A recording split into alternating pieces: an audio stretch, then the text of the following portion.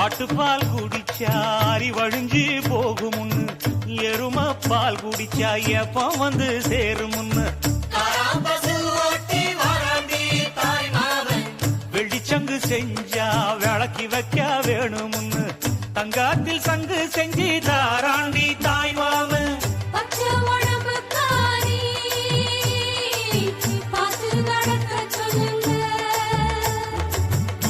எறும்பு அண்டாம எட்டி இருக்க சொல்லு, மச்சான ஈர துணி கட்டி இருக்க சொல்லு.